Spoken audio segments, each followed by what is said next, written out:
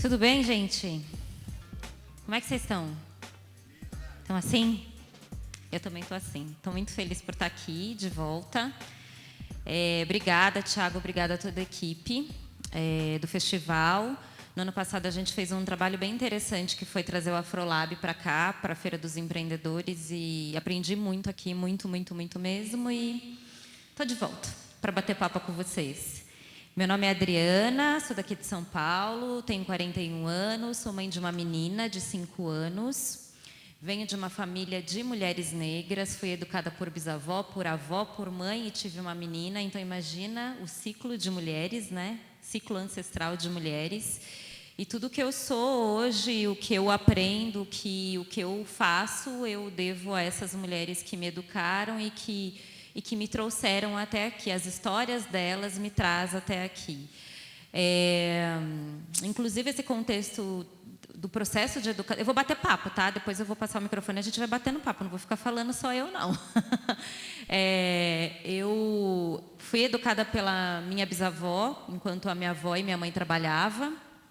E a minha bisavó, que é do interior de São Paulo, a minha família veio do interior de São Paulo, de Barretos. Minha avó veio para trabalhar em São Paulo com 12 anos de idade, trabalhou como empregada doméstica por mais de 60 anos numa mesma família. E a minha bisavó que ficava comigo com os meus irmãos. Só que a minha bisavó ela era muito inventiva e tinha a questão do matriarcado, de tomar conta da família. E ela sempre se preocupava muito com a filha dela, que era a minha avó. E ela falava assim: Adriana, sua avó está trabalhando muito e está sempre faltando grana. Vamos ajudar sua avó. E ela muito inventiva, criativa, ela sempre inventava alguma coisa. Ela começou vendendo coxinhas, né? Ela inventou, o primeiro negócio dela foi a coxinha. Ela fazia as coxinhas e eu que vendia, e os meus irmãos, a gente ia para a rua para vender. E depois ela começou a vender quentinha, abrir a porta da nossa casa para fazer um restaurante, que ela falava que era o restaurante caseiro da Dona Maria.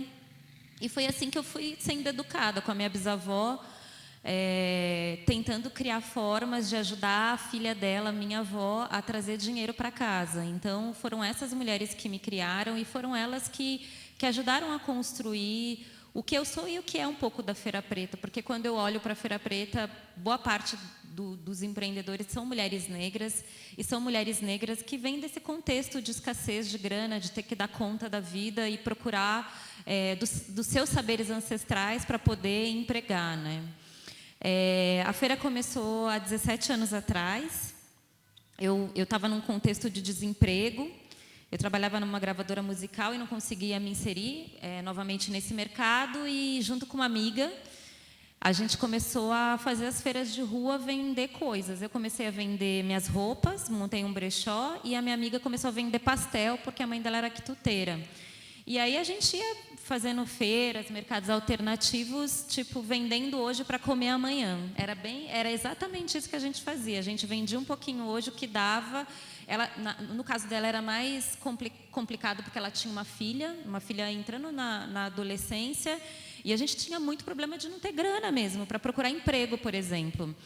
E eu lembro que quando a gente começou a fazer a Feira Preta, a gente sempre olhava no bolso quanto a gente tinha de dinheiro. A gente jogava as moedinhas e falava: quem vai para a reunião? Não dá para as duas ir para a reunião. Então, tipo, uma só vai. A gente meio que se revezava para fazer a captação de grana, pela grana que a gente tinha, e vinha dessa coisa da gente vender comida, vender as nossas roupas, né?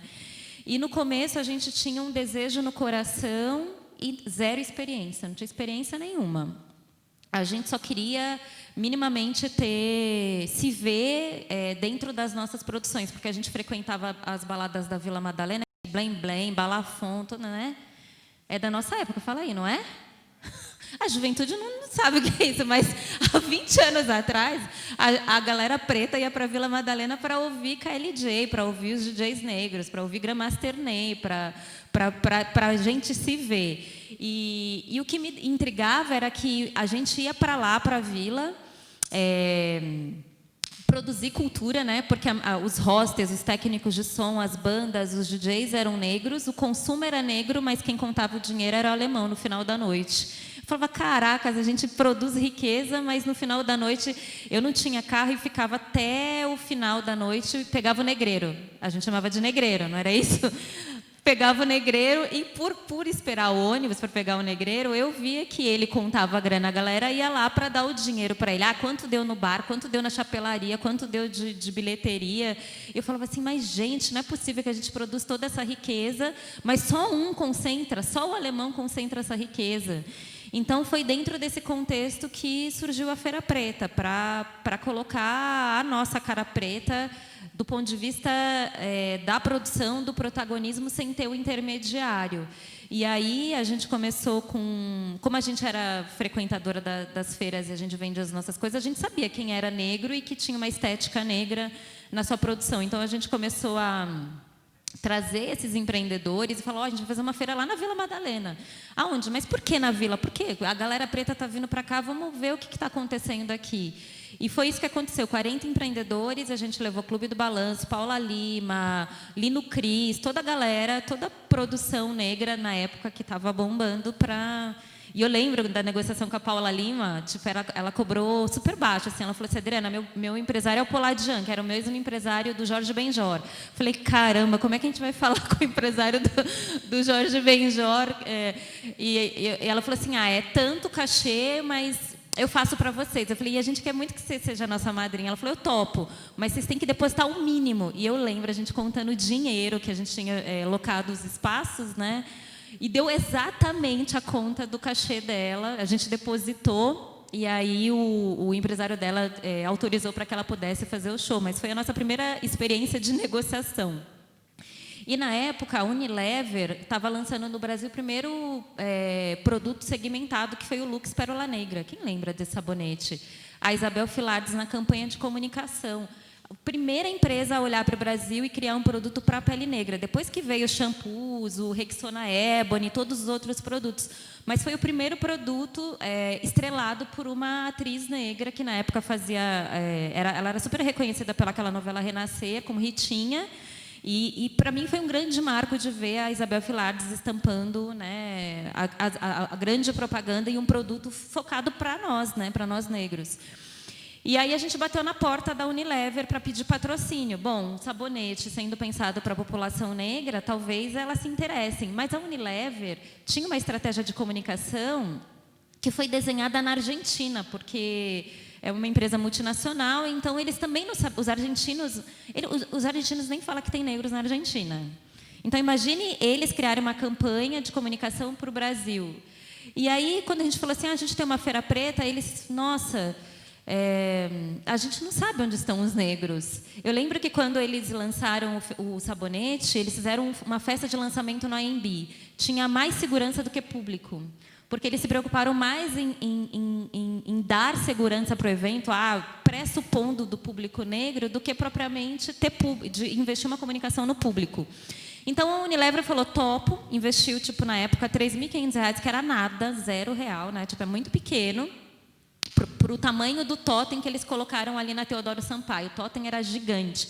Quem passava só via o totem da Isabel Filardes. Mas foi por conta dessa negociação com a Unilever que a gente conseguiu mobilizar outros parceiros, outros patrocinadores que ajudaram a custear o evento. Então, a feira surge nesse contexto aí de se virar. Eu e ela, a gente se virava e trazia as pessoas e convencia e falava, tinha muito desejo no coração. Então, nossos olhos brilhavam para falar, é uma feira que tem a ver com a gente mesmo. E eu lembro que a gente não tinha grana para fazer mídia, né? Nem entendi o que era mídia, fazer divulgação. A gente fazia era tete a tete, era panfletagem. Na nossa época, a gente fazia panfletagem. Hoje ninguém mais faz, quase não se faz panfleto.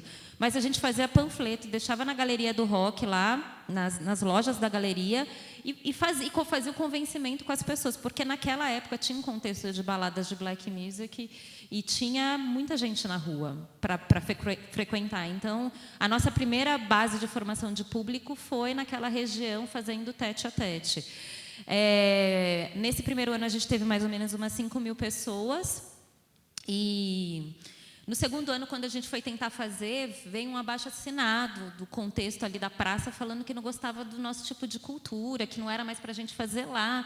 Eu falei, mas como a gente não pode fazer aqui de novo? Foi tão legal, não teve problema. A gente varreu a praça, entregou a praça limpa. Tipo, por que a gente não pode fazer de novo? tem os poderosos da região, a gente não pode autorizar, não. Essa praça tem dono. Eu falei, dono de quem? É praça pública? Não, essa praça tem dono, vocês não vão poder fazer. Eu falei, mas que cacete, racismo institucional, cara. A gente mobilizou mais de 3 mil assinaturas, abaixo-assinado, fomos em todos os órgãos para falar que aquilo era um absurdo, de que como pode a feira, que era uma vez por ano, não poder acontecer ali naquela região? Por que a gente não poderia ser protagonista naquela região? Por que a gente só poderia ser consumidor, mas não protagonista? Mas a gente não conseguiu, de fato, ficar lá, e a feira foi passando por vários espaços, por muitos espaços, todos que vocês podem imaginar. Até chegar no AMB. Quando a gente chega no AMB, a feira deixa de ser feira de rua para ser feira de pavilhão, e a gente começa a estruturar no modelo de negócio, que precisava gerar riqueza. Riqueza no sentido de pagar a locação do espaço. Só de espaço a gente pagava R$100 mil. Da onde viria esse dinheiro para pagar uma locação? Só a locação custava R$100 mil. E foi aí que a gente foi desenvolvendo uma estratégia para a feira poder acontecer. Nesses 17 anos, a feira teve muitos altos e baixos mesmo. Foi o que você disse. A gente não vive só de glamour, só de sucesso. É importante a gente falar também quando a gente fracassa. Porque em 2016 a feira completou 15 anos e a gente migrou de pavilhão. A gente estava muito cansado das negociações que fazia com a AMB. O AMB, a gente tinha um problema muito grande também de negociação com a AMB. Todo ano a AMB colocava alguma coisa, algum questionamento. E teve um ano que eu parei, eu falei assim, eu não quero mais brigar, eu não quero mais resistir, eu quero só fazer a feira. E aí a gente foi para um outro espaço. Quando a gente foi para esse espaço, a gente quebrou. Quebrou num grau assim, que eu estou pagando conta até hoje. Eu estava até falando para o Euler, eu falei assim, Euler, como é que a gente faz isso? Por que a gente faz isso? Mas foi importante entender, porque nessa feira que a gente quebrou, foi quando a feira completou 15 anos. A gente vinha de um público de 14 mil pessoas, 15 mil pessoas, de repente a gente não levou nem 4 mil pessoas. E aí, tipo, o que aconteceu? Por que as pessoas deixaram de ir na Feira Preta? O que estava acontecendo? Foi aí que a gente reconheceu que de repente, a gente estava num novo momento. E um momento que a gente não se deu conta, um momento cultural, no sentido de que cada vez mais as pessoas, principalmente a juventude, que hoje já é preta, né? Eu sou de uma geração que me tornei negra. Essa juventude já vem preta, e boa parte do público é negro, é jovem e negro. Então, o que a feira poderia oferecer para essa juventude que já é preta, que não passa pelo processo de vamos num lugar para a gente se fortalecer, fortalecer a nossa identidade? Isso era um desejo de 15 anos atrás. Passados-se 15 anos, a cultura negra estava disseminada em muitos lugares. Ele poderia escolher ir para a Feira Preta, ou pagar o show da Erykah Badu, ou ir para o, sei lá, Rock in Rio, podia qualquer outro lugar onde o elemento da cultura negra estava mais disseminado, não era só a Feira Preta. Então, foi um grande aprendizado do ponto de vista de parar e entender o que a gente poderia entregar para este novo momento de hoje, para essa juventude de hoje, para esse público de hoje. E aí foi um momento que a gente remodelou a feira para ela ser um festival. Esse modelo que aconteceu umas 2 semanas atrás foi um festival que a gente descentralizou a produção da cultura negra em diversos lugares, com mostra de cinema no Matilha Cultural com mais de 30 filmes, com uma programação no Instituto Moreira Salles, no Tomi Otaki, na Praça das Artes, no Boulevard, em muitos lugares. E aí a gente começou a ter o frescor novamente de poder trazer o público. Então, pode dizer que tem sido muito aprendizado em trabalhar com cultura negra, em entender quem é o empreendedor negro, mesmo num país que tem mais de 50% de negros autodeclarados. Não é uma tarefa fácil. A cidade de São Paulo é a cidade mais negra do Brasil, e a gente não fala disso. Em termos demográficos, é a cidade que mais tem negros. Mas Salvador, 80%, sim, mas Salvador é menor que São Paulo. Então, a gente tem uma concentração muito grande. E por que em alguns lugares a gente não vê negros? Até hoje eu ando em alguns lugares e eu não vejo negros. É impressionante na cidade de São Paulo você andar e você entrar e todo mundo olhar para você e você vê que é a única negra que está entrando naquele espaço.